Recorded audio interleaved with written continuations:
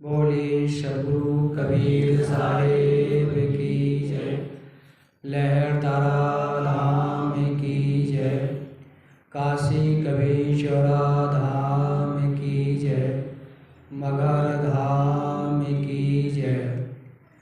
आचार्य श्री विचार साहेब की जय। आचार्य श्री अर्धनाम साहेब की जय। शिव मुनि साहेब की जय। जगदीश साहेब की जय।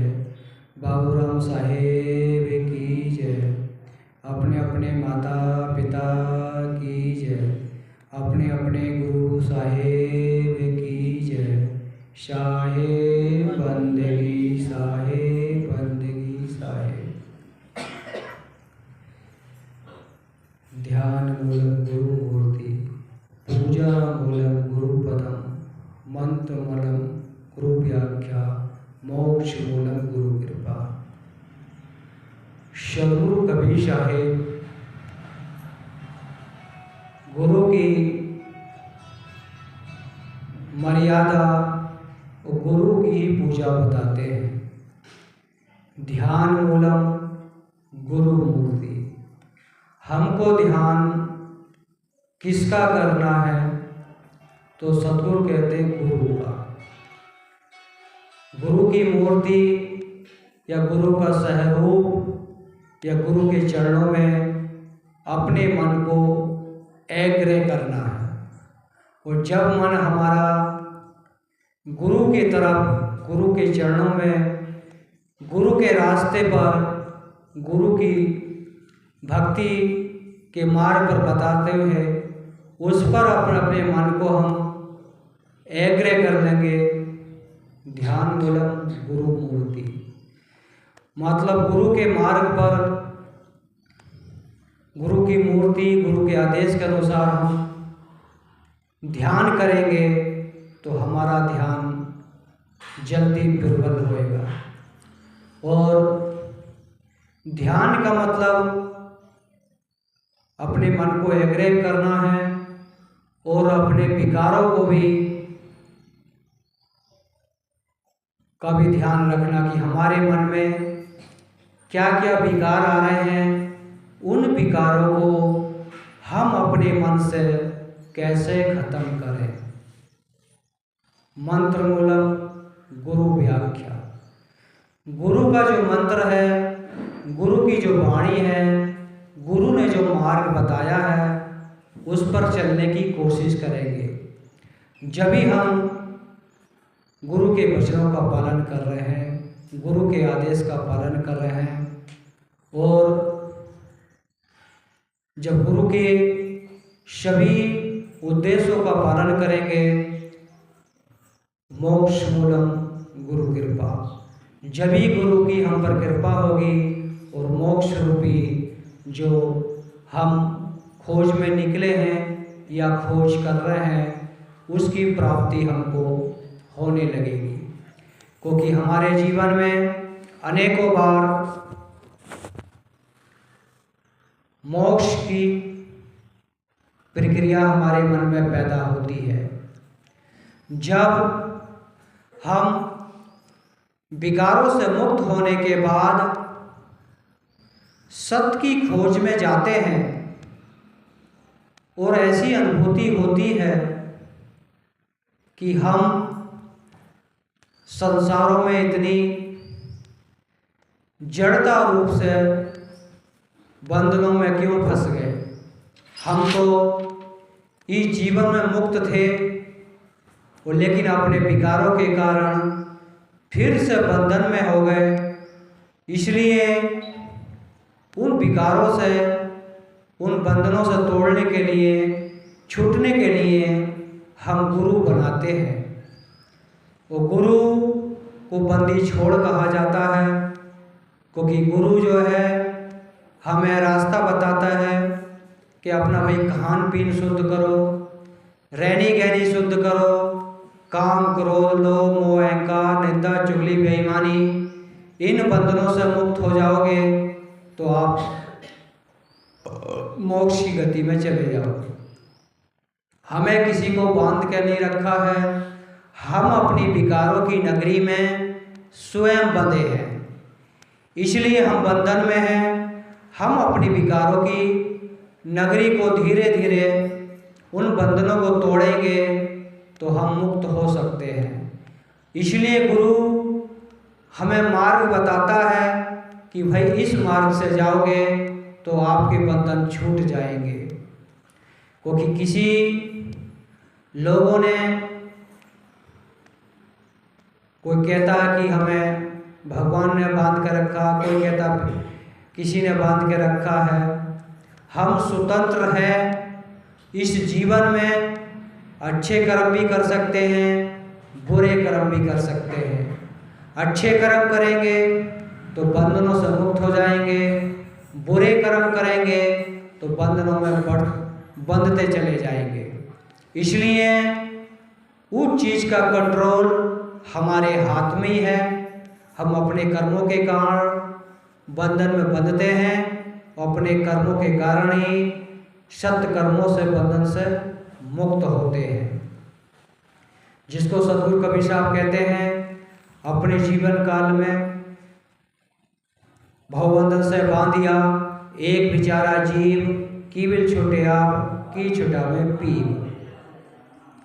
कोई व्यक्ति भवबंधन से बांधे जन्मों जन्मों से विकारों की रस्सियों में बंधा है, लेकिन कीविल छूटे आप, कोई व्यक्ति उसको ज्ञान की चेतना लगी, उसने खान पीन शुद्ध कर लिया, फिर धीरे धीरे उसने अपने विकारों से भी मुख मोड़ लिया, तो वो धीरे धीरे मुक्त होने लगता है।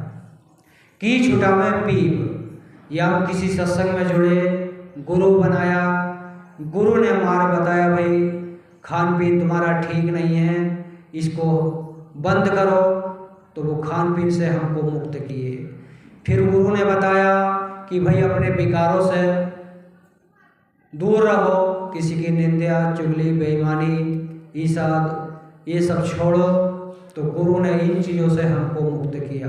की छुड़ा में पीव, तो वो गुरु पीव है जो हमको मार्ग बताता है बंधन के छूटने के लिए, और हम बंधन छूटते हैं तो बंदी छोड़ गुरु हमारा हो जाता है।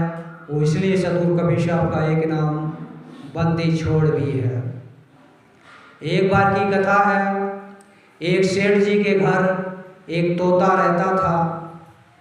वो तोता को रटा दिया था कि राम राम राम राम, तोता कहता रहता था, लेकिन राम राम कहने से भी उसके बंधन नहीं छूटते थे। और एक सेठ जाता था, वो कबीर साहब का शिष्य था, तो कबीर साहब के पास सत्संग सुनने के लिए जाता था। तो कबीर साहब की वहाँ चर्चा करता था कि हमारे गुरु बंदी छोड़ हैं, लोगों के बंध छुड़ाते हैं। तो तोता ने कहा कि तुम्हारे गुरु झूठे हैं। तो सेठ ने कहा हमारे गुरु झूठे नहीं, सच्चे नहीं हैं। तो तोता ने कहा कि अगर अपने गुरु से पूछ के आना कि मेरे बंधन कैसे छूटेंगे। तो सेठ ने कबीर साहब के पास दूसरे दिन गया, जिसको आज कबीर चौरा बनारस कहते हैं, वहाँ पर वो कबीर साहब से मिला। वो तोता की बात रखी कि एक तोता है, पिंजरे में रहता है, मैं कहता हूँ कि हमारे गुरु बंदी छोड़ हैं, लेकिन तोता कहता है कि तुम्हारे गुरु झूठे हैं। कि क्या कि उनसे पूछना कि मैं पिंजरे में बंद हूँ, मेरे बंधन कैसे छूटेंगे। तो सद्गुरु कबीर साहब उस तोते की बात का संदेश को सुनने के बाद अपनी सुरती योग से सांस चढ़ाकर आसन से नीचे गिर गए और घंटों तक बेहोश की स्थिति में रहे। इतना देखने के बाद सेठ डर गया और डरने के बाद चला गया। सोचा कि तोता की बात सुनकर मेरे गुरुजी सतलोक या मृतलोक सिधार गए, अब लोग मुझे इनके दंड का, मृत्यु का दंड मुझको देंगे। इस डर से सेठ भागा। फिर कई दिन बाद जब वो जिस सेठ के घर तोता रहता था वहाँ पर गया, उसने वही बात पूछी तोता ने कि भाई तुमने मेरा उपाय बंधन छोड़ने का पूछा नहीं पूछा। तो सेठ ने कहा कि तेरी बात सुनकर तो मेरे गुरु तो खुद ही बेहोश हो गए। मैंने उनको काफ़ी हिलाया डुलाया, लेकिन उन्होंने कोई भी प्रक्रिया नहीं की। तो सदगुरु कबीर साहब का संदेश तोता समझ गया, लेकिन जो सेठ रोज सत्संग सुनता था वो कबीर साहब का संदेश को नहीं समझा। तो जैसे दूसरे दिन सुबह हुई, तोता भी अपने सांस खींच के हाथ पैर रगड़ के उल्टा गिर गया। वो गिरने के बाद जैसा सेठ उठा 4 बजे के समय, जब सेठ उठता था, परिवार के लोग उठते तो तोता राम राम कहता था। तो सब लोग बोले कि आज तोता नहीं बोल रहा, क्या हुआ तोते को? सबने सोचा कि तोता मर गया। जैसे ही सेठ ने तोते को पिंजरे से निकाला, वो छत पे जाकर रखा, तोता उड़ गया। तो उस तोते ने कहा कि सदगुरु कबीर साहब बंदी छोड़ है। इसलिए अगर सदगुरु का इशारा समझ सकते हैं, तोते की तरह समझ सकते हैं, और लेकिन सेठ की तरह हम सत्संग सुनेंगे और सदगुरु के इशारे को नहीं समझेंगे तो वहीं के वहीं पड़े रह जाएंगे। इसलिए सदगुरु अपने भजनों के माध्यम से, वाणियों के माध्यम से संत लोग, भक्त लोग उस ज्ञान की गंगा में एक इशारा बताते हैं, संदेश बताते हैं कि भाई बंधन हमारे कैसे छूटेंगे। उसी को सदगुरु ने उस छोटे से संदेश से तोता के बंधन छूट गए। इसलिए अगर हम भी सदगुरु के मार्ग पर चलेंगे तो हमारे भी बंधन छूट सकते हैं। कारण क्या है कि हम सदगुरु के संदेश को समझ नहीं रहे, इसलिए हम अपने जीवन में दुखी हैं। लोग कहते हैं कि हम इतने जीवन से 10 साल 20 साल गुरुमुख हो गए, भक्ति कर रहे हैं, सुख नहीं मिल रहा। क्यों नहीं मिल रहा? उसमें एक कारण है। हम तो गुरु से गुरु मंत्र ले लिए, जाप भी करते हैं, सुमरन भी करते हैं, ध्यान भी करते हैं, पूजा भी करते हैं, पाठ भी करते हैं, लेकिन पाठ हम 1 घंटा करते हैं, 1 घंटा में सब कुछ पूरा पूजा पाठ ध्यान सब कर लेते हैं। लेकिन हमारे 24 घंटे हैं, 24 घंटे में हमने 1 ही घंटा अच्छा कार्य किया और 23 घंटा बुरी आदतों में निकाल दिया, तो फिर हमारे बंधन कैसे छूटेंगे? 23 ज़्यादा होते हैं या 1 ज़्यादा होता है? तो वो तो 23 गुना हम बुरे कर्म कर रहे हैं, बुरी सोच कर रहे हैं, निंदा कर रहे हैं, चुगली कर रहे हैं दूसरे की। तो फिर 1 घंटे में हमारा क्या होगा? तो हमको परिवर्तन करना पड़ेगा। हम भले से कुछ पूजा पाठ 1 घंटा करते हैं, लेकिन उसके बाद भी जो भी हम कार्य करते हैं घर के अंदर, उसको पूजा समझ के करेंगे, परमात्मा की सेवा समझ के करेंगे, सद्गुरु की सेवा समझ के करेंगे, तो हमारे 23 के 23 घंटा पूजा में हो जाएगा। और एक तो हम कर ही रहे हैं, 23 घंटा और मिल जाएंगे तो 24 घंटा पूरे हो जाएंगे। तो 24 घंटे पूरे हो जाएंगे तो सद्गुरु की तो जल्दी प्राप्ति हो जाएगी। लेकिन हम ऐसा समझ के कार्य नहीं करते, जिसको सद्गुरु कहते हैं जो करो सो पूजा। सद्गुरु कहते हैं अगर मंदिर में ही पूजा करने जाते हो, सद्गुरु कहते हैं भाई अपने कर्म सिद्धांत को भी पूजा बना लो। घर में हम भोजन बना रहे हैं, झाड़ू लगा रहे हैं, कपड़े धो रहे हैं, खेत में कार्य कर रहे हैं, ऑफिस में कार्य कर रहे हैं, अगर उस कार्य को, उस काम को हम सद्गुरु की सेवा समझ के करेंगे, परमात्मा की सेवा समझ के करेंगे, तो हमारे सब कार्य भक्ति में शामिल हो जाएंगे। वो भक्ति में शामिल हो जाएंगे तो हमको परमात्मा की ऊर्जा, परमात्मा का आशीर्वाद, गुरु कृपा, संत कृपा हम पर बरसने लगेगी। लेकिन हम उस दिशा से कार्य नहीं कर रहे, इसलिए हमारे जीवन में कुछ दुख हैं। दुख क्या है? दुख, सबसे बड़ा दुख ये है कि लोग कहते हैं कि ये गुरु हमने बनाया, इनकी भक्ति करने से हमको घर में सुख शांति नहीं मिल रही, धन नहीं मिल रहा, बेटा हमारी बात नहीं सुन रहा, बहू हमारी बात नहीं सुन रही, पति हमारी बात नहीं सुन रहा। इस गुरु को छोड़कर दूसरे गुरु के पास जाएंगे तो हमारी बात सुनने लगेंगे। इस भ्रम में आदमी पड़ा है। जब इस भ्रम में पड़ा है तो लोग गुरु को ही बदल देते हैं, और कुछ लोग तो ऐसे ही हैं, भगवान को भी बदल देते हैं, लेकिन अपने आप को नहीं बदलते।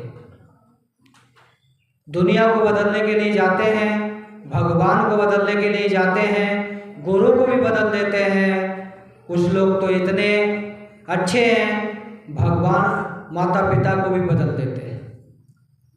उनसे कहते हैं कि आज से तुम्हारा लेना, तुमसे मेरा कोई रिश्ता नहीं। तो व्यक्ति अपनी आदत को नहीं बदल रहा, दूसरे की बदलने की कोशिश कर रहा है। और हमको शांति जब ही मिलेगी जब हम अपने आप को बदलेंगे। कोई घर के अंदर खूब बोलता है, सब पे अपना हुक्म चलाता है, लेकिन कोई दूसरा व्यक्ति उसको कहता है तो वो उसकी बात सहन नहीं करता। तो व्यक्ति अपने विकारों की दुनिया में मस्त है और खुद ही वो कहता कि मैं जीवन में दुखी हूँ। घर के अंदर झाड़ू लगाते, पोछा लगाते हैं, घर को सुंदर बनाते हैं, जब भी हमारा घर सुंदर दिखता है। लेकिन हम हृदय रूपी जो मकान है जिसमें भगवान रहता है, सद्गुरु रहता है, रबने वाला राम रहता है, लेकिन उसमें पोछा हम नहीं लगाते। उसमें तो प्रतिदिन हम कूड़ा कचरा भरते रहते हैं, चोरी का, बेईमानी का, गुंडागर्दी का, निंदा का, चुगली का और बहुत सारी बातें हैं। तब ये कूड़ा कचरा भरते रहते हैं तो इस हृदय रूपी मकान में जो भगवान रहता है उसको हम काल कोठरी में बंद कर देते हैं, ऊपर से ताला लगा देते हैं कि भगवान तो बाहर है, हृदय में नहीं मिलेगा। कोई वन में ढूंढता है, कोई पत्थर में ढूंढता है, कोई पानी में ढूंढता है, कोई कहीं ढूंढता है, कोई कहीं, कोई आकाश में, कोई तारों में, कोई गिरों में, कोई नक्षत्र में, ऐसा ढूंढता रहता है। लेकिन ऐसी जगह कुछ समय के लिए शांति मिलेगा, जिसको सद्गुरु भी कहते हैं, तीरथ गई एक फल, संत मिले फल चार, सद्गुरु मिले अनेक फल, कहें कबीर विचार। कोई व्यक्ति अच्छे विचारों से किसी तीर्थ धाम में गया, किसी मंदिर में गया, गुरुद्वारे में गया, या किसी अच्छे व्यक्ति से मिलने के लिए गया, उसके भाव अच्छे हैं, वहाँ जाकर कुछ बुरे कर्मों को छोड़कर अच्छी संगति में लग जाता है, देखम देख वहाँ पूजा पाठ करने लगता है, दूसरे को देख के सेवा करने लगता है, कुछ दान पुण्य कर लेता है, तो ऐसे करने से उसको एक फल की प्राप्ति हो जाती है। फिर किसी सत्संग में जाता है, सत्संग सुनता है, वो सत्संग में सुनने के बाद उसको अच्छा लगता है, वो अपनी बुराइयों को देखने लगता है, धीरे धीरे अपने खान पीन को छोड़ देता है, तो उसको 4 फल की प्राप्ति हो जाती है। उसके बाद फिर गुरु संत की शरण में जाता है, गुरु बना लेता है, गुरु के अनुसार पूजा पद्धति करता है और अपने जो विकारों की नगरी को धीरे धीरे ज्ञान की झाड़ू से उसको सफा करने लगता है। जब भक्ति रूपी झाड़ू से मन रूपी कूड़े कचड़े को धीरे धीरे बाहर निकालता है तो उसके हृदय में ज्ञान का प्रकाश जल जाता है और उसको अनेकों फल की प्राप्ति हो जाती है। अगर ऐसे चलेगा व्यक्ति तो अनेकों फल की प्राप्ति हो सकती है। वो कबीर साहब ने दूसरे मार्ग से भी बताया है कि तीरथ गए 4 जना, चित चंचल मन चोर, एक पाप काटे नहीं, लादे 10 मन और। वो कोई व्यक्ति किसी तीर्थ धाम में गया, उसको अच्छा भोजन मिला, अच्छा रहने के लिए कमरा मिला, और उसने सोचा ठंड का मौसम है, सुबह घर जाएंगे तो इस कंबल को लेकर निकल लेंगे। तो व्यक्ति आश्रम के कंबल को लेकर चला जाता है, या आश्रम का गिलास है उसको जेब में रख के चल देता कि रास्ते में पानी पीने में काम आए। तो वो व्यक्ति कोई भी वहाँ सेवा नहीं किया, दान पुण्य नहीं किया, कोई अच्छी बात नहीं सीखा और वहाँ से चोरी कर कर चल दिया। तो सद्गुरु कहते हैं ऐसे व्यक्ति एक पाप तो काटे नहीं, 10 मन और अपने ऊपर लाद लिए। तो सद्गुरु अपने भक्ति मार्ग में सभी प्रकार का समझा देते हैं कि व्यक्ति को कैसे चलना है। इसलिए सद्गुरु कहते हैं दर्पण में मुझको देखिए, कभी ना हो चित्त भंग, गुरु के वचन संत की सेवा, चढ़े सवाया रंग। क्यों कहते हैं कि जैसे कि हम सभी लोग दर्पण को देखते हैं, और दर्पण को देखते हैं तो दर्पण में देखने के बाद हम अपने चेहरे पर जो दाग धब्बे होते हैं या कुछ गंदी चीज़ें लगी हुई होती हैं उसको कपड़े से साफ कर लेते हैं।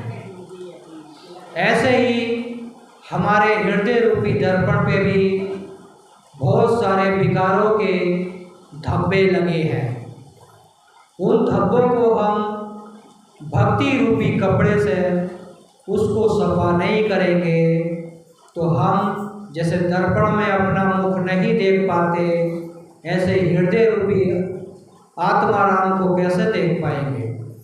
तो आत्माराम को देखने के लिए हमको भक्ति रूपी सफ़ेद कपड़ा लेकर उसको उस हृदय रूपी धीरे धीरे हृदय के जितने भी दाग धब्बे हैं, ज्ञान से, भक्ति से, सेवा से, करुणा से, प्रेम से, दया से, शील से, विचार से, इनसे हम अपने हृदय रूपी धब्बों को धीरे धीरे खत्म करेंगे तो हमारा हृदय रूपी जो आईना है वो साफ हो जाएगा।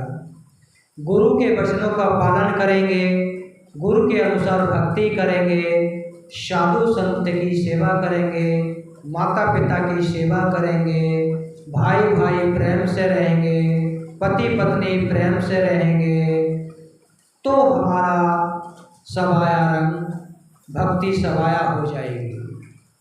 लेकिन हम भक्ति तो करते हैं, माता पिता की सेवा करने में शर्म लगता है, सास ससुर की सेवा करने में शर्म लगता है, या उनके चरण छूने में शर्म लगता है, या उनके कपड़े धोने में शर्म लगता है, या उनको बंदगी करने में शर्म लगता है, तो फिर भगवान की प्राप्ति कैसे होगी। हम भगवान को बाहर ढूंढ रहे हैं, भगवान तो हमारे पास में ही खड़ा है। कैसे खड़ा है? माता के रूप में, पिता के रूप में, भाई के रूप में, बहन के रूप में, पति के रूप में, पत्नी के रूप में। लेकिन हम पत्थर में तो भगवान ढूंढ रहे हैं, लेकिन इंसान में नहीं ढूंढ रहे। यही हमारी कमी है, क्योंकि जिंदा व्यक्ति ही आशीर्वाद दे सकता है। कोई पेड़ पौधा या किसी भी चीज़ की मूर्ति हमको आशीर्वाद नहीं दे सकती। वो हमारा एक आदर्श है, हम उसकी पूजा पाठ करते हैं, एक संवेदनशील है, उस बहाने से हम बुरी आदतों से बचते हैं। इतनी देर सुबह शाम पूजा पाठ कर लेते हैं, सुमरन कर लेते हैं, मंदिर में जाकर ध्यान कर लेते हैं। कितने सारे फायदे हैं एक मंदिर में जाने से या मंदिर की मूर्ति से पूजा पाठ करने से। मंदिर में मूर्ति केवल एक बार जाती है और वो भगवान बन जाती है। मूर्ति को जबकि हम ही बनाते हैं, हम ही उसको बैठाते हैं, वो हम ही उसको भगवान मानते हैं। उस पत्थर को हमने ही भगवान बनाया, लेकिन पत्थर की मूर्ति जिस कलाकार ने बनाई उसको हम भगवान नहीं मानते, क्योंकि मूर्ति जिस कलाकार ने बनाई, चित्रकार ने बनाई, कभी हम उसको नमस्कार नहीं करते। मंदिर में एक बार मूर्ति जाती है और हम उसकी रोज पूजा पाठ करते हैं, अच्छी बातें करना चाहिए, लेकिन हम रोज मंदिर जाते हैं लेकिन मंदिर से इंसान बन के नहीं निकलते।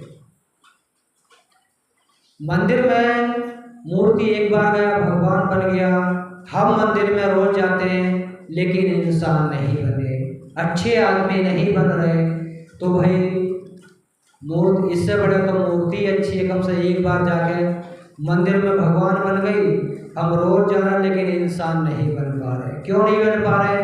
हमारे अंदर क्रोध है, लोभ है, मोह है, निंदा है, चुगली है, बेईमानी है, इसलिए इंसान नहीं बन रहे। हम सच्चे इंसान बनेंगे जब ही भक्ति का जन्म होगा। अच्छे इंसान बनेंगे, सच्चे इंसान बनेंगे, मानव बनेंगे जब ही भक्ति का जन्म होता है, जिसको कहते हैं प्रेम भक्ति। क्योंकि इसी कारण से हम अपने जीवन में दुखी हैं। ये एक उदाहरण है, क्योंकि हम पत्थर को, जैसे कि कलाकार जिसने मूर्ति बनाई, उसको हम कभी नमस्कार नहीं करते, कभी उसको फूल पहनाकर उसका अभिवादन नहीं करते, स्वागत नहीं करते। इसका उदाहरण ये है, जिस माता पिता ने हमको जन्म दिया, पालन पोषण किया, जो हमारे सृजनहार, पालनहार, करता धरता है, कभी उनके आगे हमको नमन करने में, नमस्कार करने में, चरण छूने में शर्म लगती है। तो हम चित्र को तो बड़ा मान रहे हैं लेकिन चित्रकार को बड़ा नहीं मान रहे। तो हमारे चित्रकार जो हैं हमारे माता पिता हैं, तो हम माता पिता को की पूजा नहीं करते, लेकिन जब वो चले जाते हैं संसार छोड़कर, तो फोटो लगाकर उनको अगरबत्ती दिखाते हैं। तो फिर भाई फोटो, माता पिता के फोटो कैसे आपको आशीर्वाद दे सकते हैं? आपने जिंदे जी तो कभी माता पिता के चरण स्पर्श नहीं किए, समय से उनको भोजन नहीं दिया, तब उस समय देते तो माता पिता आशीर्वाद देते। माता पिता चले गए, सास ससुर चले गए, उसके बाद फोटो लगाते हैं और फिर अगरबत्ती भी दिखाते हैं। तो उससे एक सम्मान करना अच्छी बात है, लेकिन हम मरे का सम्मान कर रहे हैं, जिंदे का करेंगे तो और अच्छी बात है। इसलिए सद्गुरु कबीर साहब कहते हैं, आत्मा पूजा सच्चा और पूजा सब कच्चा। क्योंकि सद्गुरु कबीर साहब चेतन आत्मा में ही भगवान कहते हैं, जिसका दिल नहीं दुखाओगे, किसी से, हर किसी से प्रेम भाव से रहोगे, तो भगवान की प्राप्ति जल्दी होगी। और आप एक पत्थर के भगवान के लिए पड़ोसी का से झगड़ा कर लोगे। एक बार की बात है, सद्गुरु कबीर साहब काशी में रहते ही थे, कबीरचौरा बनारस में। उनके माता पिता जुल्हाय परिवार से थे, बकरियां पालते थे। तो बकरी को तो भगवान से कोई लेना देना ना। मंदिर में जावे तो भगवान के गले की मूर्ति में जो माला पहनाते हैं, फूल पत्ती चढ़ाते हैं, उसको खा के निकल जा। मंदिर मस्जिद में जावे तो वहाँ जो फूल पत्ती लगी उनको खा ले, वहाँ पर अपना टट्टी पेशाब कर दे। तो पंडा पुजारी लोग भी उनके माता पिता से शिकायत करने आवे, वो काजी लोग भी शिकायत करने आवे, ये हमारी मंदिर को गंदा कर देती है, वो मस्जिद को नापाक कर देती है।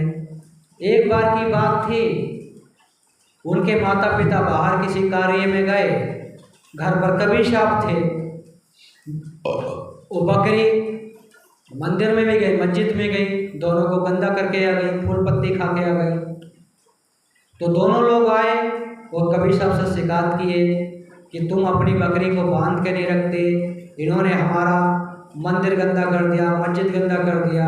वो मंदिर पे भगवान को फूल चढ़ाए थे, उन फूल पत्ती को भी खा लिया। तो कबीर साहब कहते हैं, देखो ये बकरी जो पागल है, ये बकरी जो पागल है, इसको भगवान की कुछ परख नहीं है, इसलिए रोज मंदिर में जाती है।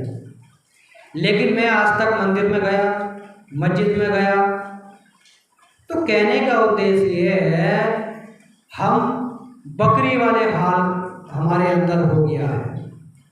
मंदिर में जाते हैं तो वहाँ से शुद्ध होकर तो नहीं आते, गंदे होकर निकलते हैं।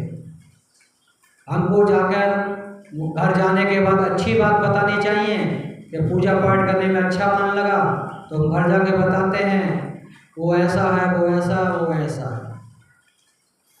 तो इसलिए अपने मन को शुद्धिकरण करिए। मंदिर में जाने से अगर हम अपने बुरे विचारों को त्याग देंगे तो मंदिर वो तुल्य है, पूजनीय है। गुरु के आगे जाएंगे, अपनी बुराइयों को गुरु के आगे तस देंगे कि आज से मैं गुरु जी आपसे मैं वचन लेता हूँ, आज से मैं निंदा किसी की नहीं करूँगा, चुगली किसी की नहीं करूँगा, बेईमानी किसी की नहीं करूँगा। जब तो हमारा मन शुद्ध होगा। हम गुरु से दीक्षा तो लेते हैं, लेकिन गुरु को वचन नहीं देते कि मैं आज से बुरी चीज़ों को छोड़ दूँगा। गुरु से मंत्र लेते हैं, लेकिन हम मंत्रों का उच्चारण करते हैं, लेकिन कुछ समय के लिए शांति मिलेगा। लेकिन पूर्ण शांति जब मिलेगा जब हम अपने विकारों को खत्म करेंगे। विकारों को खत्म नहीं करेंगे, पूरे जीवन हम मंदिर का घंटी बजाते रहेंगे, तो मंदिर का भगवान भी शर्मिंदा होकर मंदिर से निकल कर चला जाएगा। कि रोज कहता है कि मैं चोरी नहीं करूँगा, ये नहीं करूँगा, लेकिन फिर भी रोज जाकर वही कार्य करता है। क्योंकि मंदिर की मूर्ति भी हमको बहुत सारा ज्ञान सिखाती है। मंदिर की मूर्ति किसी की निंदा नहीं करती, चुगली नहीं करती, बेईमानी नहीं करती, अंडा नहीं खाती, मांस नहीं खाती, शराब नहीं पीती, और बहुत सारे शांत अवस्था में रहती है, ध्यान अवस्था में रहती है। अगर मूर्ति से भी हम सीखना चाहते हैं तो भी हम आत्मा से परमात्मा की खोज की शुरुआत कर सकते हैं। मूर्ति जो किसी भी मंदिर में किसी भी भगवान की या गुरु की बैठाई जाती है, एक ध्यान अवस्था में बैठाई जाती है और खिलता हुआ चेहरा रहता है। अगर उसी जैसे मूर्ति शांत रहती है मंदिर के अंदर, हम भी शांत होकर बैठ जाएंगे, विकारों की तरफ से शांत हो जाएंगे और भक्ति रूपी चिंतन करने लगेंगे, तो हम भी आत्मा से परमात्मा की खोज की ओर चला जाएंगे। क्योंकि उस मूर्ति की रूपरेखा में ही हमको ध्यान करना होता है। जब ध्यान में जाते हैं तो शांत बैठते हैं, शांत जगह देखते हैं।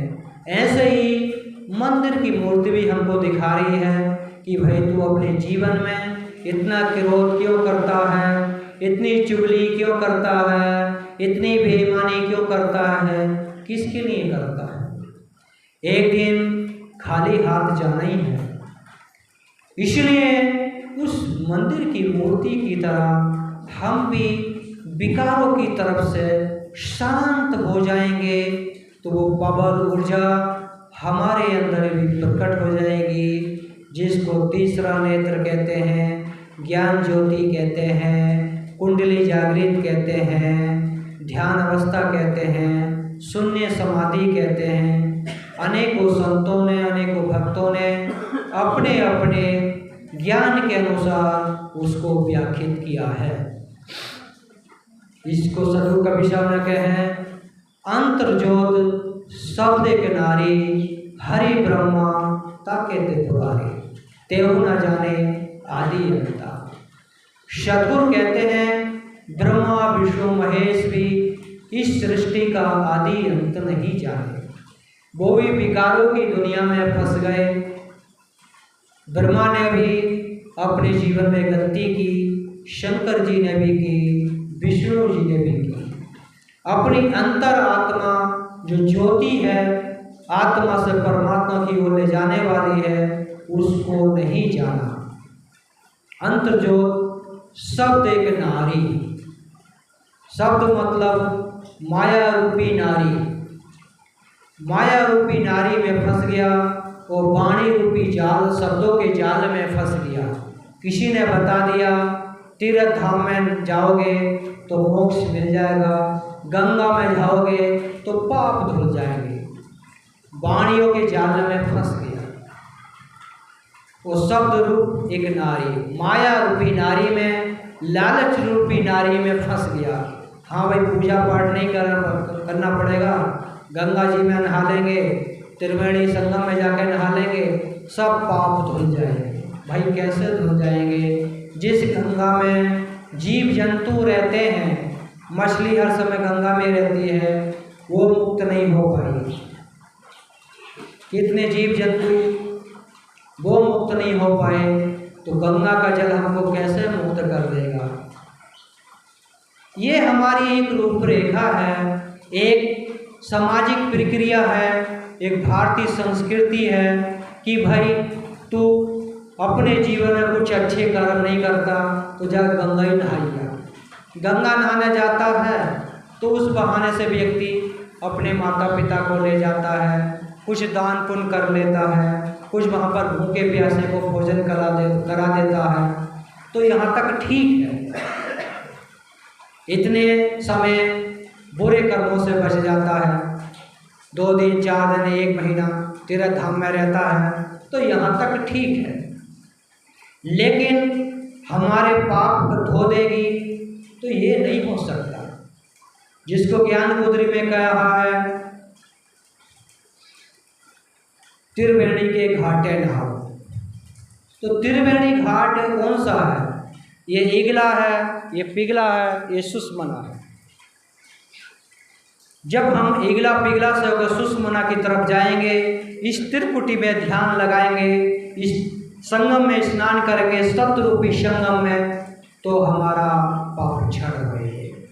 हम बाहर के संगम में स्नान करते हैं, बाहर की गंगा में स्नान करते हैं, लेकिन सतरूपी गंगा में, भक्ति रूपी गंगा में, सेवा रूपी गंगा में, सुमरन रूपी गंगा में, समाधि रूपी गंगा में स्नान नहीं करते। इसलिए हमारा मन हर समय गंदा रहता है। तो हमारे पाप कैसे खत्म होंगे? हमारे पाप तो जब ही खत्म होंगे जब सत्य की खोज करेंगे। सत्य की खोज करेंगे तो सत्य में ही सतगुरु है, वो सत्य में ही सतलोक है। और सतगुरु कैसे मिलेगा? जिसको सतगुरु कहते हैं सांच बराबर तप नहीं, झूठ बराबर पाप, जाके हृदय सांच है, ताके हृदय आप साहे, ताके हृदय। किसी संत ने, किसी जिज्ञासु ने, किसी भक्त ने अपने जीवन में बहुत सारे पूजा पाठ किए, तीर्थ धाम भी गया, गंगा भी नहाया, भभूत भी लगाई, केस भी मुड़वाए, केस रखाए भी, जटाधारी हो गया, मटाधारी हो गया, संन्यास ले लिया, घर बार छोड़ दिए, पत्नी छोड़ दिए, लेकिन भगवान की प्राप्ति नहीं हुई।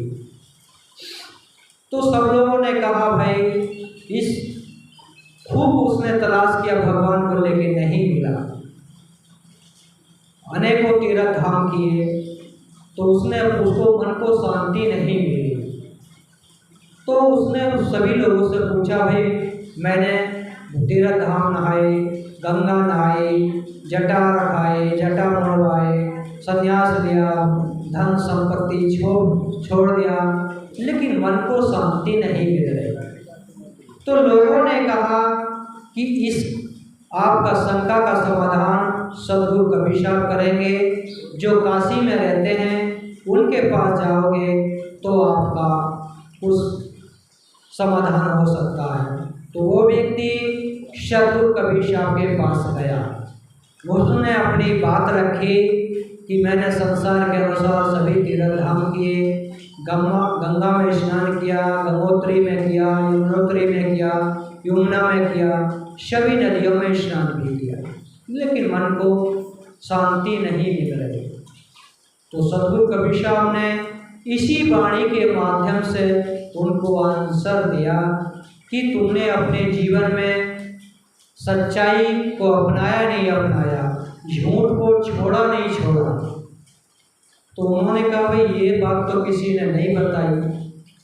तो सद्गुरु कहते हैं, जब तुमने सत्य को नहीं जाना, सत्य में अपने आप को व्यतीत नहीं किया, बुराइयों को नहीं छोड़ा, ज्ञान रूपी गंगा में नहीं नहाए, भक्ति रूपी गंगा में नहीं नहाए, ज्ञान रूपी तीर्थ नहीं गए, सत्संग रूपी तीर्थ में नहीं नहाए, तो तुम्हारा मन पवित्र कैसे होगा।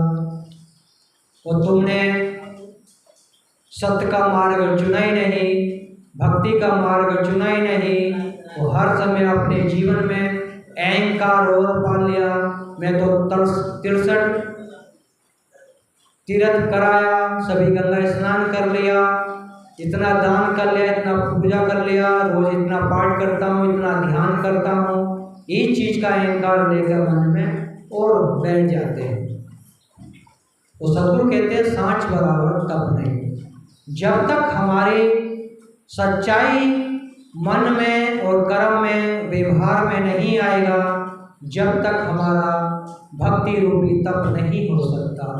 झूठ का सहारा छोड़ देंगे, सत्य का सहारा लेंगे, तो जिस भगवान को हम बाहर ढूंढ रहे हैं, वो भगवान, वो सतगुरु, वो गुरु हमारे हृदय में ही खुद विराजमान हो जाएगा। जिसको कहते हैं, जाके हृदय सांच है, ताके हृदय आप।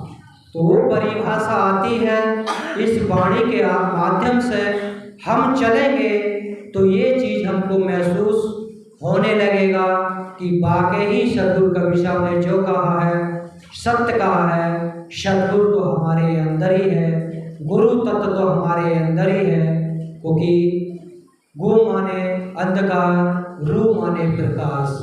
गुरु जो है अंधकार से प्रकाश की ओर लेके जाता है, उसी को हम गुरु कहते हैं, क्योंकि गुरु जो हमारे विकारों का अंधकार है उससे कहता, भाई इन चीज़ों को छोड़ो, तो हमारी तरफ ज्ञान का प्रकाश हमारे हृदय में हो जाता है। तो उस समय ये चीज़ें हमें महसूस होने लगती हैं, वो कुंडली जागृत होने लगती है, क्योंकि हमारा जीवन पानी की तरह बहता जा रहा है। जैसे नदी का पानी एक बार चला गया वापसी नहीं आता, इसलिए हमारा जीवन भी उस नदी की तरह बहता चला रहा, जिसको सद्गुरु कबीर साहब ज्ञान गुदरी में भी कहे हैं, संध्या सुमरन में भी बताए हैं, श्वास श्वास में नाम ले, वृथा श्वास मत खोए, ना जाने इस सांस का आवन होए ना होए, सांसा की कर सुमरनी, करज पाका जा, प्रेम तत्व को ध्यान धरो, सोही आपी आप। सोही पोया पवन में, बीधा में सुमेर, ब्रह्म गांठ हृदय धरो, ये भी तो माला फेर, माला है ने सांस की, फेरेगा कोई दास। सद्गुरु कहते हैं, श्वास श्वास में नाम ले, व्यर्था श्वास मत खोए। हमारी जो सांस आ रही है, सांस जा रही है, अगली सांस में हम जीवित रहें या ना रहें कोई पता नहीं।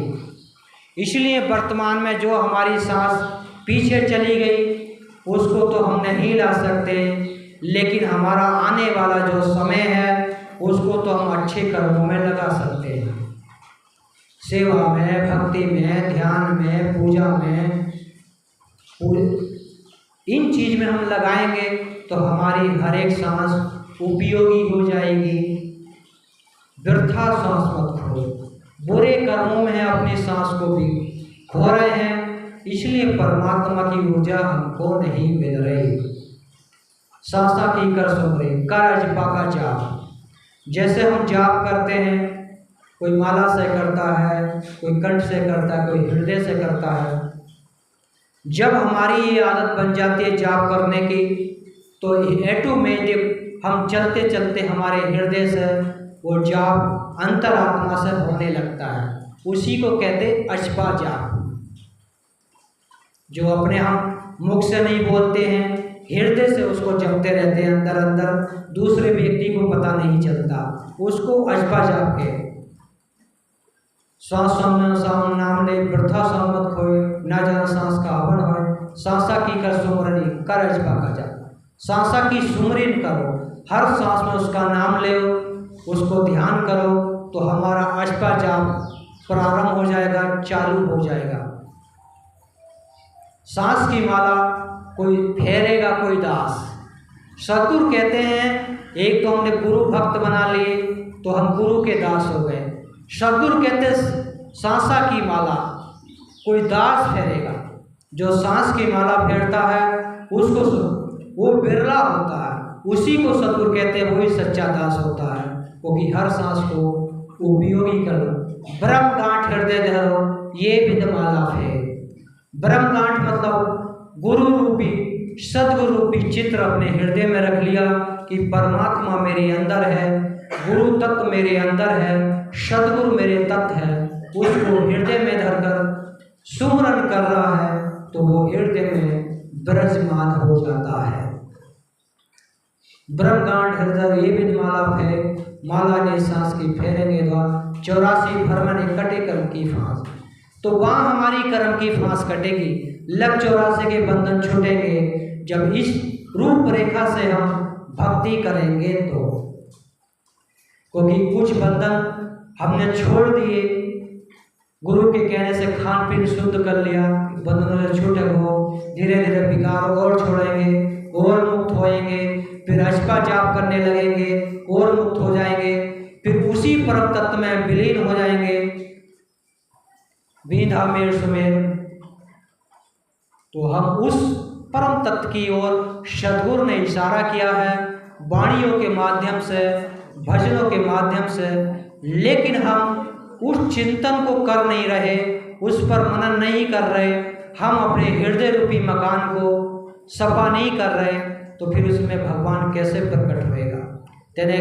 तेरा गंदा पड़ा द्वारा कैसे आएंगे भगवान, तेने आंगन नहीं बुआरा कैसे आएंगे भगवान। हमने अपने भक्ति रूपी झाड़ू से इस हृदय रूपी मकान को सफा नहीं कर रहे, और सुमरन रूपी पानी से, सत्संग रूपी पानी से इस हृदय को शुद्ध नहीं कर रहे।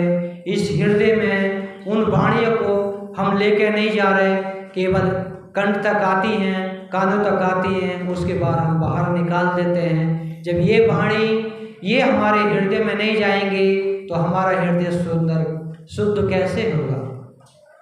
हृदय में जाने का मतलब, सत्संग का मतलब है हृदय तक जाना, हमारी आत्मा में उसको विराजमान हो जाना।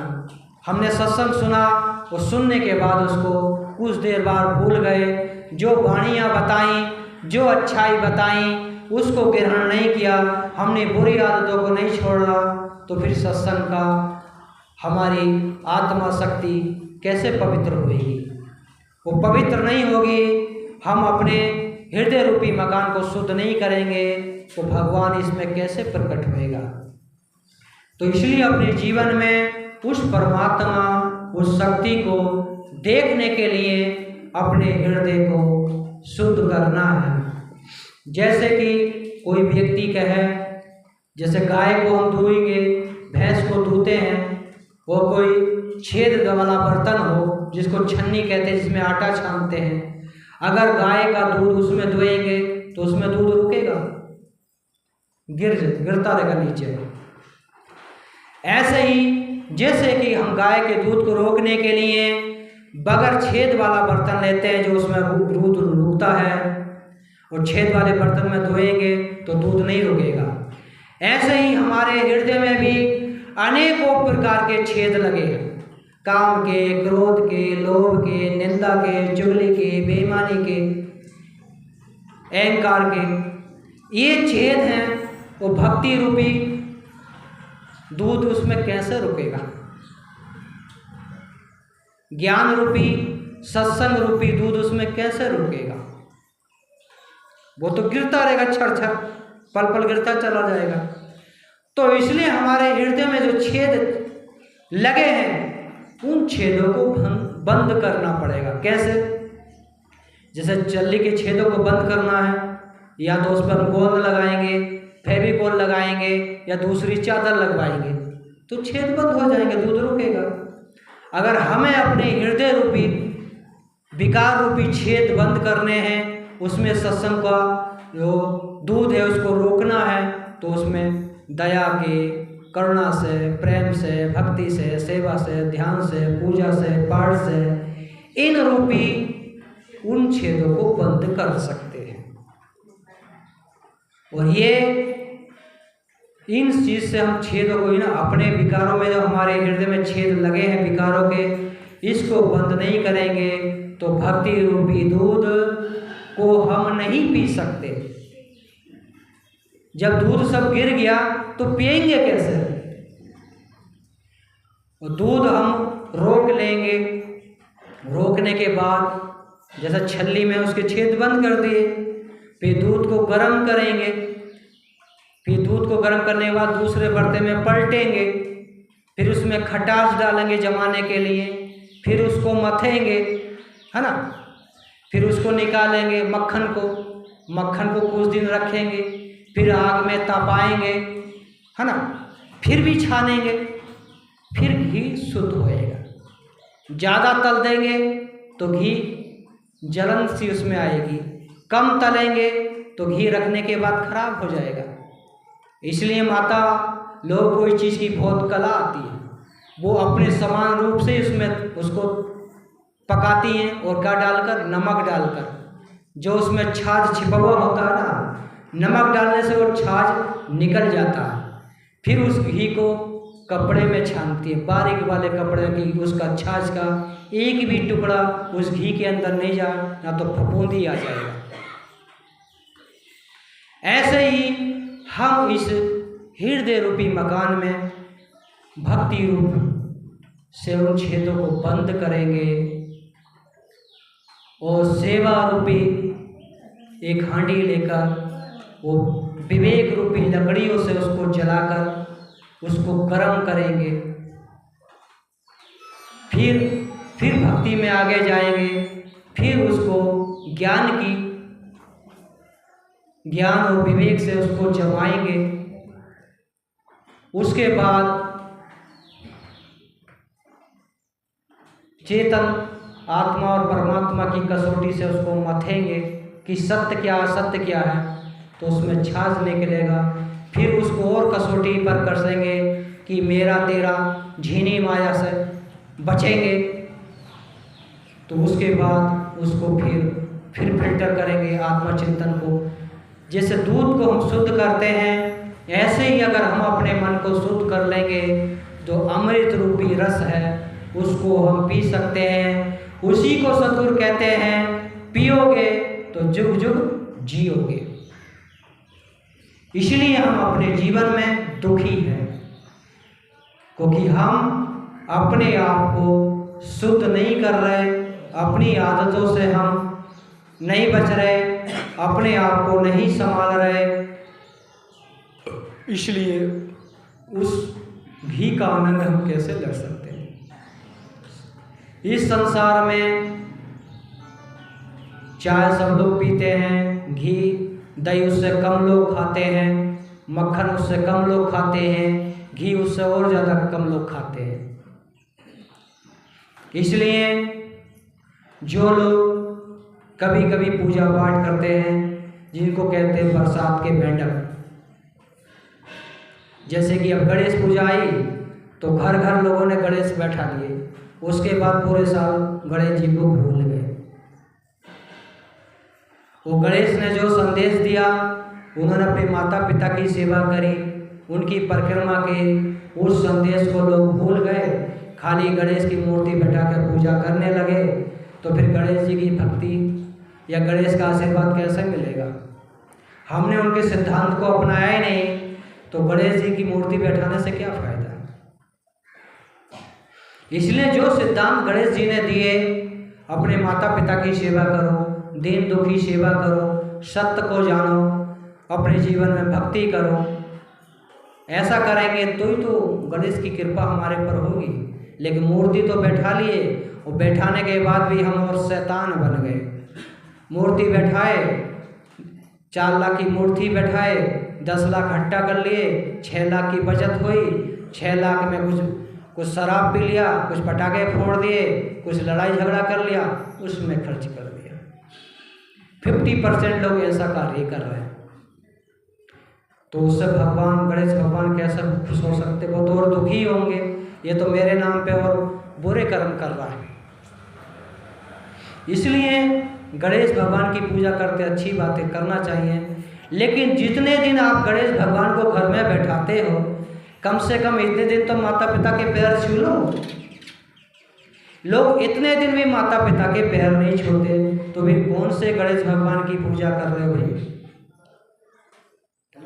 इसलिए अपने जीवन में सत्य को जानने की कोशिश करो।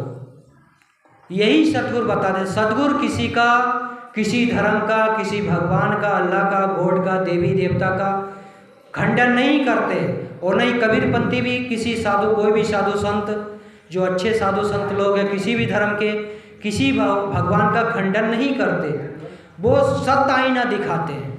आप किसी भगवान की पूजा पाठ करते हो, करो, अच्छी बात है, लेकिन उसके पीछे जो जिस कर्मों से वो भगवान बने हैं, उन कर्मों को कब देखोगे तुम? उन कर्मों पे कब चलोगे? उस सिद्धांत को कब अपनाओगे? संत लोग, भक्त लोग, जो अच्छे ज्ञानी लोग हैं, सत्संग में, या सतगुरु कबीर साहब हैं, या और परंपराओं के संत लोग हैं, वो यही बात बताते हैं। वो किसी भगवान का, किसी की पूजा पाठ का खंडन नहीं करते, सत्य बात बताते हैं। अब सत्य बात किसी को बुरी लगती है तो क्या करा जाए? जिसको सतगुरु कबीर साहब कहते हैं, साँच कहूँ तो मारन धावे, झूठा जग पतियाना, देखो संतो जग बोराना।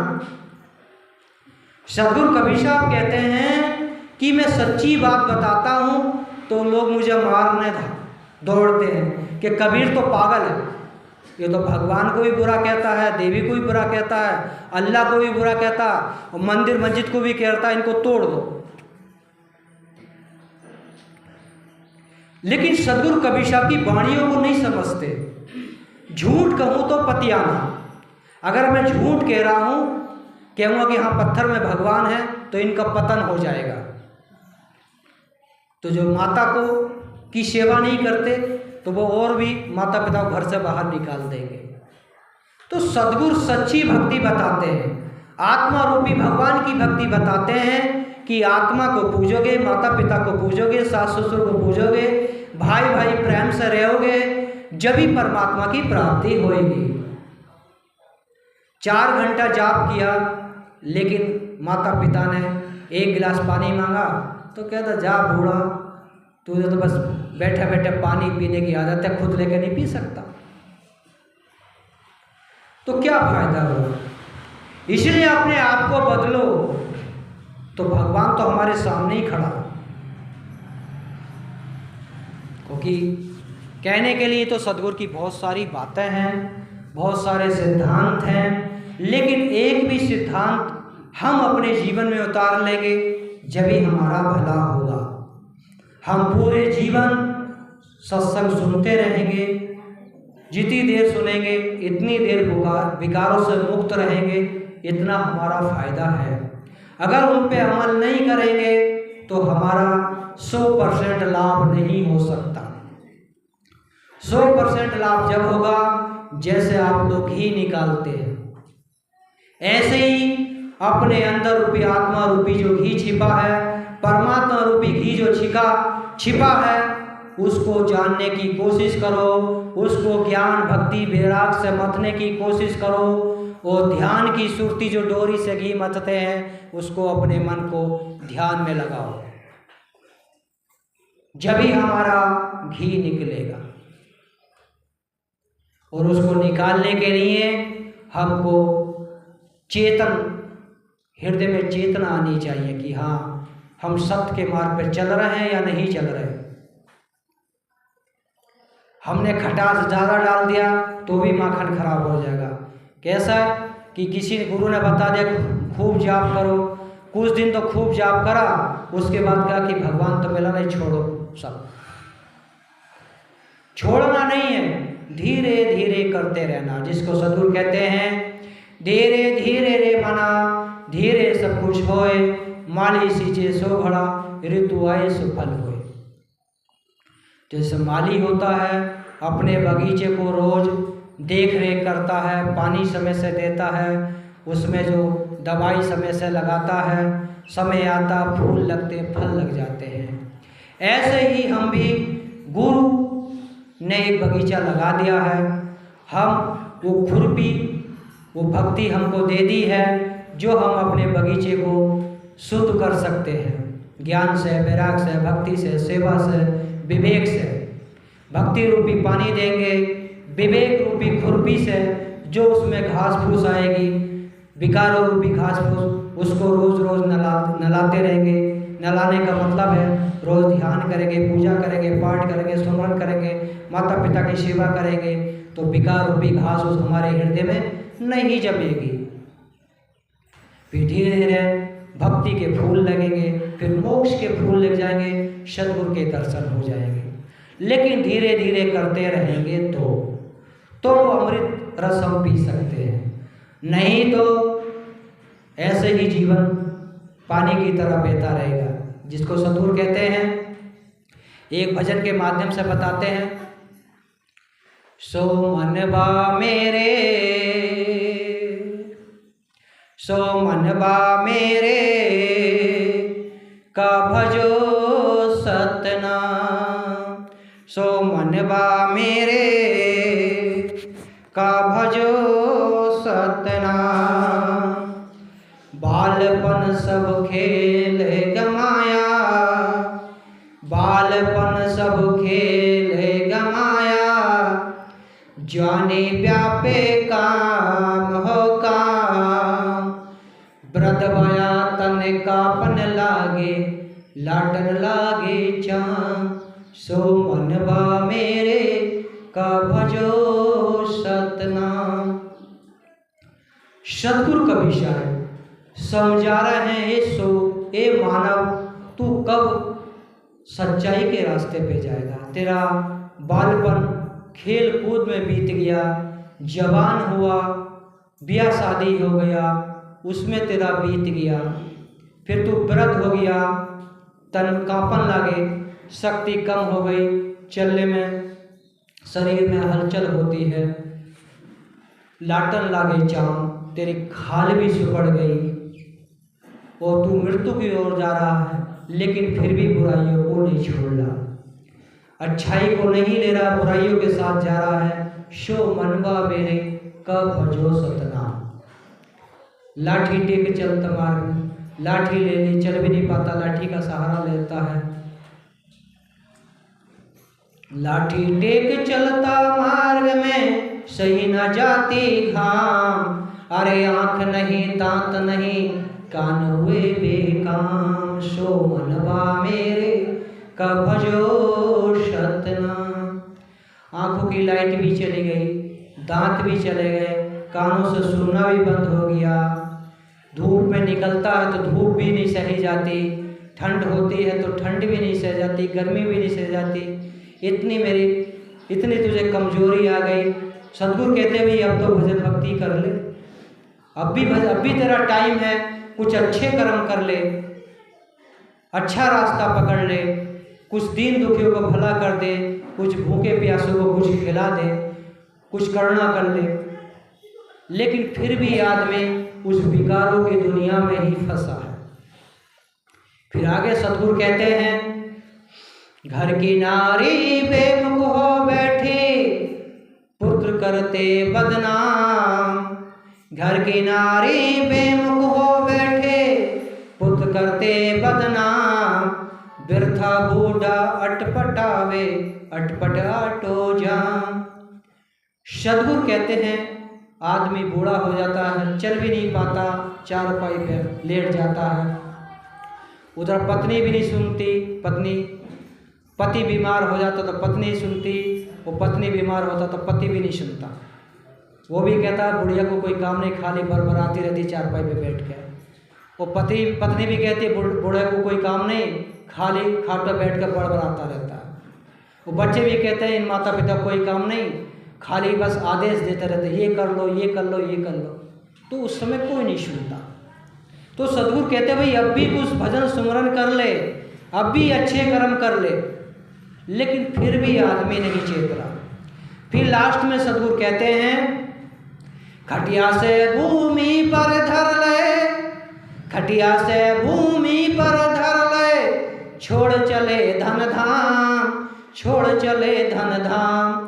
कहत कबीर सुनो वैसा दो, पड़ा है यम से काम। कबीर साहब कहते हैं जो आपने बुरे कर्मों से धन दौलत कमाया था वो सब यही धन धाम यही छूट गया।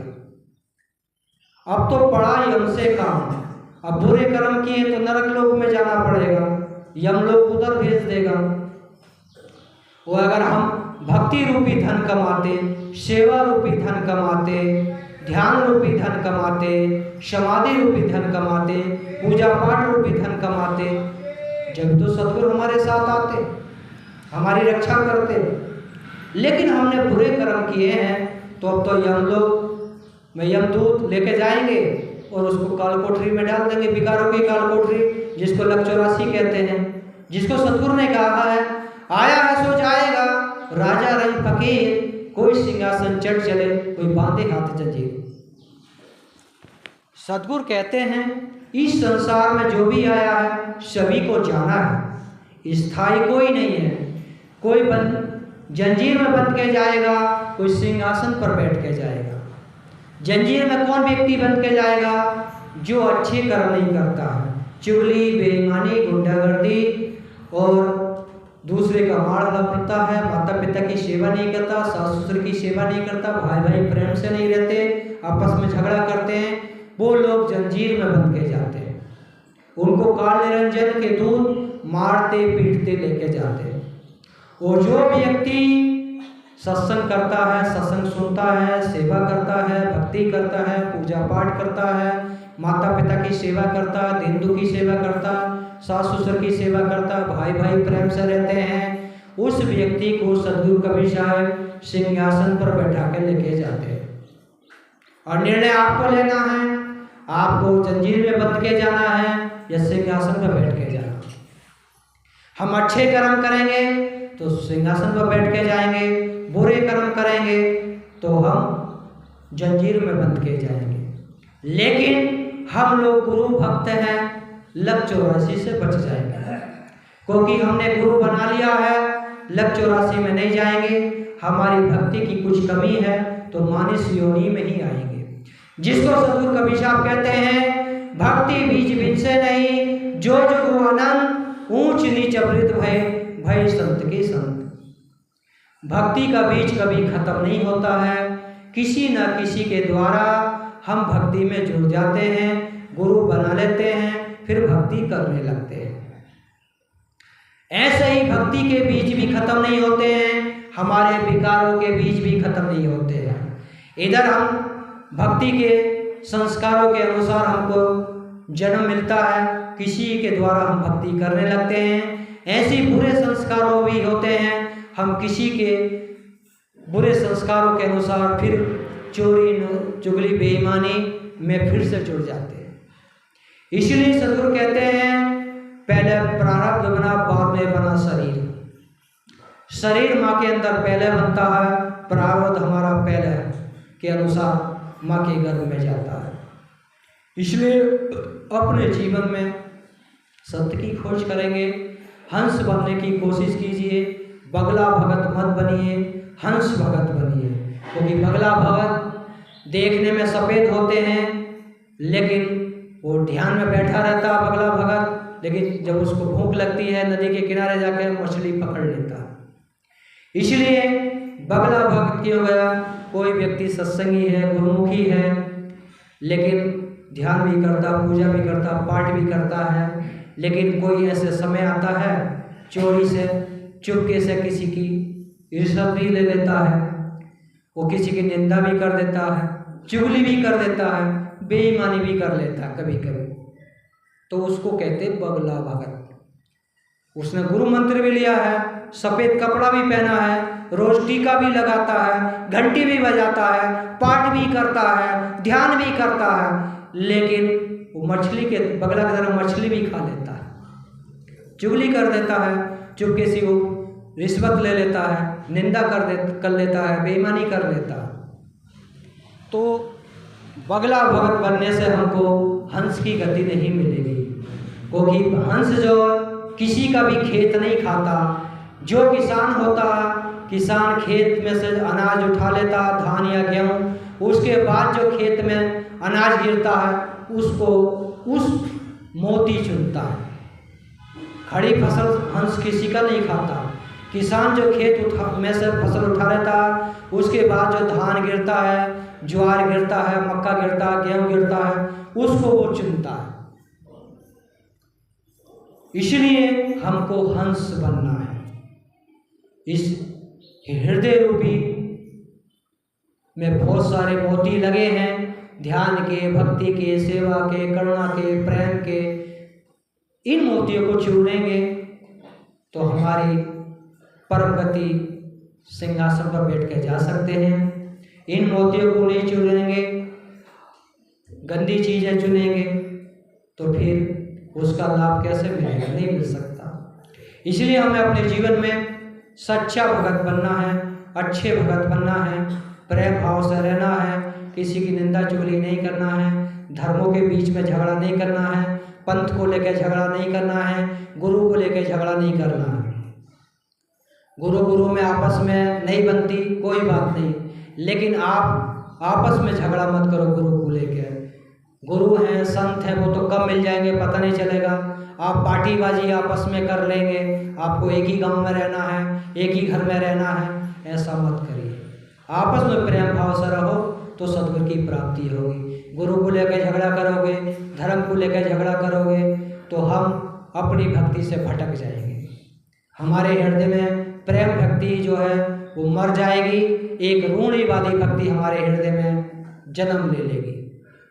हम किसी ग्रुप के सरदार बन जाएंगे। उस सरदार बनने के लिए जो सरदार होता है उसके अपनों धर्म की रक्षा करने के लिए, राज्य की रक्षा करने के लिए कुछ लोगों को मारना भी पड़ता, उसको शस्त्र भी चलाने पड़ते हैं। ऐसे लोगों से दूर रहना, इसलिए ग्रुप से दूर रहना, सच्ची भक्ति को जानो, प्रेम भक्ति को जानो, सबसे प्रेम भाव से रहो, जब भी सद्गुरु की प्राप्ति होगी। तो इसलिए अपने जीवन में अच्छी चीज़ को जानेंगे, जब भी हम अच्छाई की ओर जाएंगे। धर्म का कुछ लोग पंथों का चश्मा अपनी आंखों पर लगा लेते हैं, गुरु का चश्मा लगा लेते हैं, धर्म का लगा लेते हैं। तो कैसे, जैसे कि व्यवहार की दृष्टि में हम अपनी आंखों पर लाल चश्मा लगाएंगे तो हर चीज़ लाल लाल दिखाई देगा, हरा लगाएंगे तो हर चीज़ हरा ही हरा दिखाई देगा, और काला लगाएंगे तो कुछ नहीं दिखाई देगा, और सफ़ेद लगाएंगे तो जो का तो दिखाई देगा। काला क्या है? अगर हमने अपने हृदय में विकारों का चश्मा लगा लिया तो हमें अच्छाई नज़र नहीं आएगी, केवल बुराई बुराई। हम कहेंगे पूरा संसार ही बुरा है, पूरा संसार ही चोर है, पूरा संसार ही बदमाश है, इस संसार में अच्छे आदमी तो है ही नहीं, सब साधु संत चोर हैं। ऐसे शब्द हमारे हृदय से लें, क्योंकि हम खुद काले हैं तो दुनिया को भी काला ही देख रहे हैं। हमने लाल चश्मा लगा लिया तो हमें अपना पंथ अच्छा लग रहा है, अपना गुरु अच्छा लग रहा है, दूसरे का गुरु खराब लग रहा है।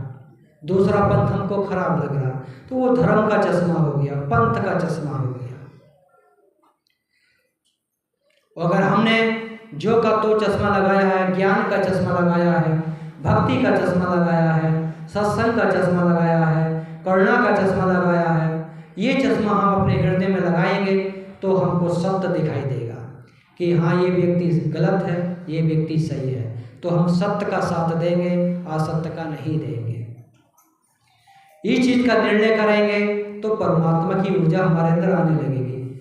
हम सोचेंगे ये मेरा खानदानी है, ये मेरा बेटा है, इसका साथ देखो तो अच्छा है, बेटा ने बुरा कर्म किया है, जब भी हम उसका साथ दे रहे हैं तो वहाँ हम सत्य का साथ नहीं दे रहे, पाप का साथ दे रहे हैं। वहाँ हमारी भक्ति का जन्म नहीं हो रहा, भक्ति वहाँ हमारी माइनस हो रही है।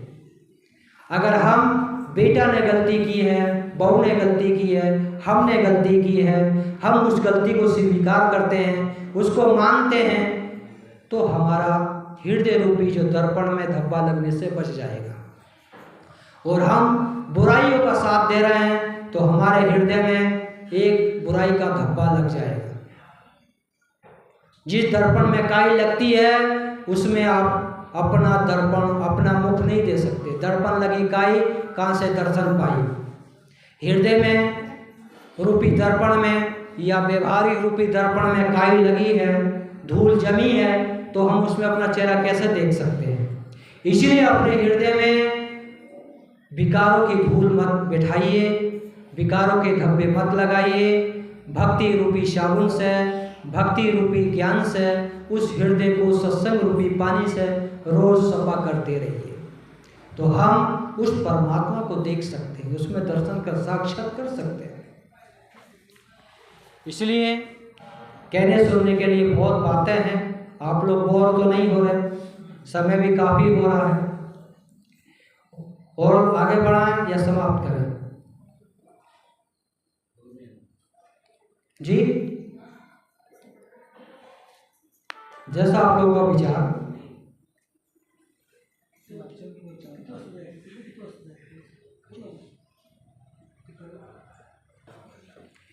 इसलिए सदगुरु कहते हैं कि भाई अपने आप को कब सुधारोगे, वो कि हम अपने आप को नहीं सुधारेंगे तो जीवन की सफलता कैसी होगी। व्यक्ति दूसरे को सुधारने की कोशिश में लगा है।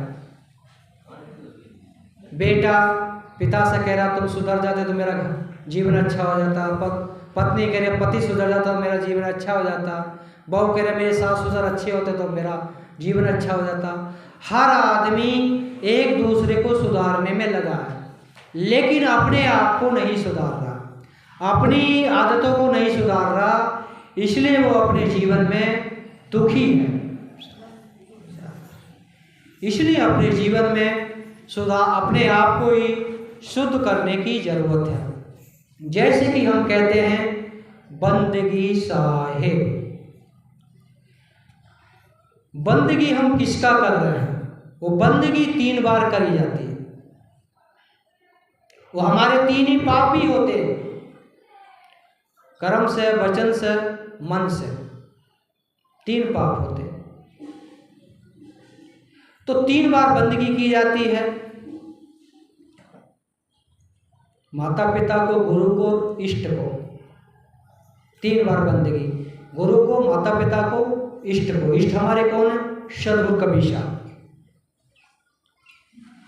तो ऐसे ही 3 पाप भी हैं हमारे।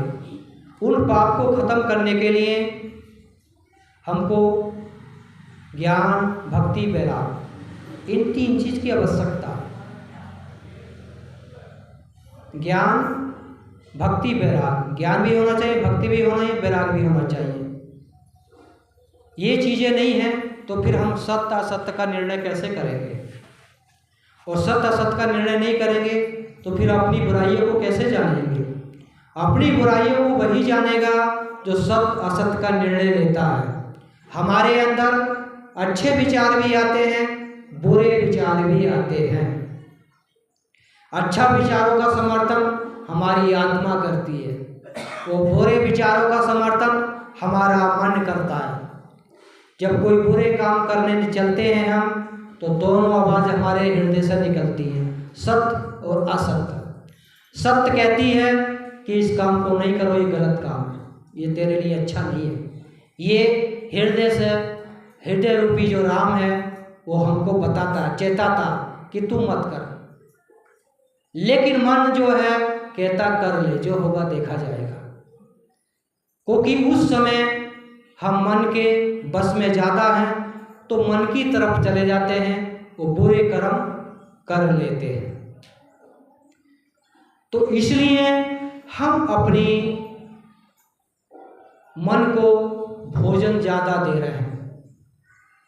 आँखों से बुरा सोच रहे हैं, कानों से बुरा सुन रहे हैं, हाथों से बुरा कर रहे हैं, पैरों से बुरी चीज़ें, बुरी जगह जा रहे हैं और मुख से बुरा कह रहे हैं।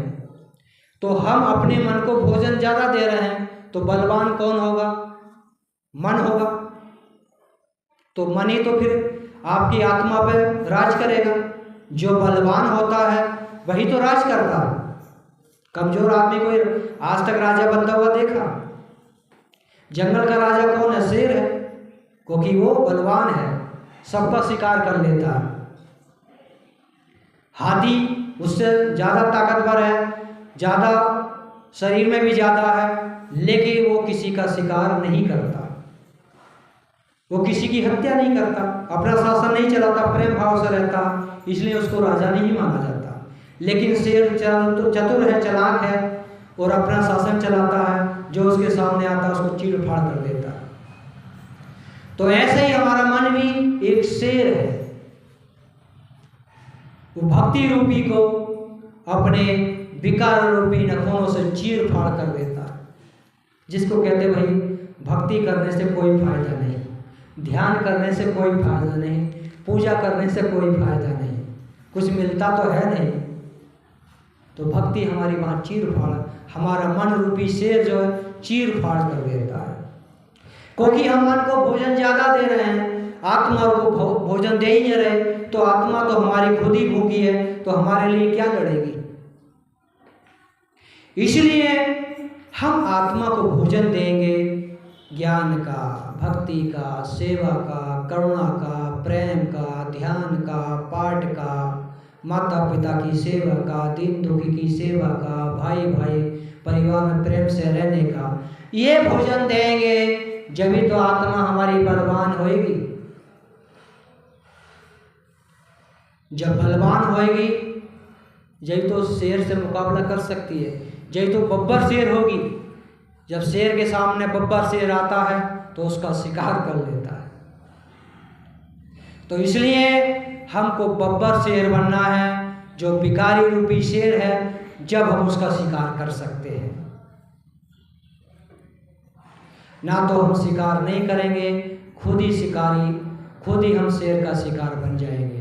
इसलिए भक्ति रूपी शेर बनिए, ध्यान रूपी शेर बनिए और सेवा रूपी शेर बनिए। तो हम बब्बर शेर बनेंगे, जब ही हम उस शेर का शिकार कर सकते हैं। उसको हमको ऐसा भोजन देना पड़ेगा जो बलवान बने। उसका भोजन है दया, करुणा, सेवा, प्रेम, भक्ति, ध्यान, समाधि, ये सब उसका भोजन है। इसलिए अपने जीवन में ऐसा कार्य करते रहेंगे तो हमारा जीवन सत्य की ओर जाएगा। परमात्मा की भी कृपा होगी, गुरु की भी कृपा होगी, माता पिता की भी कृपा हमारे ऊपर होगी, पाड़ पड़ोसी भी हमारे ऊपर कृपा करेंगे। जब हम अच्छे बनेंगे तो सब लोग हम पर कृपा करेंगे। कैसे करेंगे? कि भी फलाने का व्यक्ति, फलाने का बेटा बहुत अच्छा है, उसकी सबका भला करता, किसी से निंदा चुगली बेईमानी नहीं करता, इसलिए सद्गुरु या भगवान उसका हमेशा भला करें। तो वो लोग आशीर्वाद दे रहे नहीं दे रहे हमको।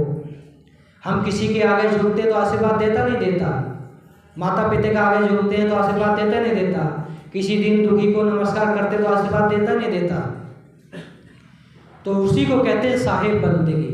हम किसी बंदे के द्वारा उस परमात्मा को याद कर रहे हैं, उसकी बंदगी कर रहे हैं, क्योंकि उस बंदे में भी परमात्मा का अंश है। जिसको कहते हैं शबड़ मेरे साइयां सुनी सेज न कोय, बलिहारी बा घट के जा प्रगट होए। सतगुरु कबीर साहब सभी जीव